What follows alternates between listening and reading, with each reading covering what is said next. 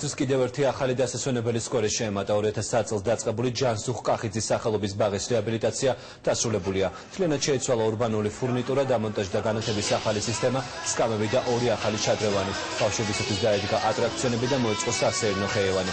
4000 კვადრატულ მეტრზე დაიგო ბეტონის ფილები. დღეს სკოლის გახსნას თბილისის მერი ესწრებოდა, რის შემდეგაც ბასტებუპის კონცერტი გაიმართა. დღეს გაზაფხულის მართალია გახსნა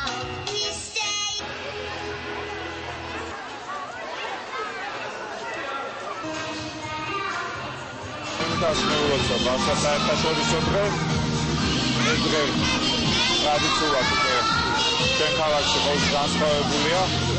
ყველა სახელმწიფო დაწესებულება იმენება, ყველა კერძო კომპანია თუ ყველა მშობელი ცდილობს ბავშვს განსაკუთრებულად მოექცეს დღეს და ამ დროს ყველაზე ნათლად ჩასწრომა, ყველაზე მეტად იმ ბავშვებს ჭირდება ზრუნვა, რომელიც სოციალურად დაუცველია, ან ოჯახის სითბოს მოკლებულია.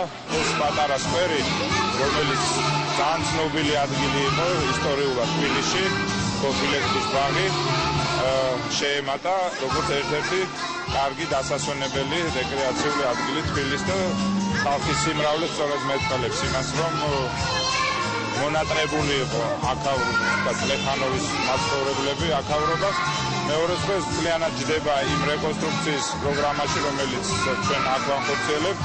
კერძოდ გულისხმობ, რომ რაც შეიძლება მეტი კულტურული, ესე ვთქვათ, ობიექტი იყოს, აქ სცენა იქნება მუდმივი და ძალიან ბევრი შემოქმედებითი ღონისძიება გაიმართება და კიდევ დამატებით ელფერს და დამატებით მიმზიდველობას შეძენს არა მარტო ამ ბაღს, არამედ მთლიანად იმ სილამაზეს, რასაც ძველი თბილისი ქვია. სცენა მოეწყო იმ სტანდარტების საშეცვლილ ნებისმიერ რანგის საკონცერტო იქნება კულტურული ღონისძიების ჩატარება და მე ვფიქრობ, კიდევ ერთი ლამაზი ადგილი შეემატა ქალაქს, რომელიც მიმზიდველი იქნება, როგორც ქალაქს მაცხოვრებლები და ასევე უცხოელები.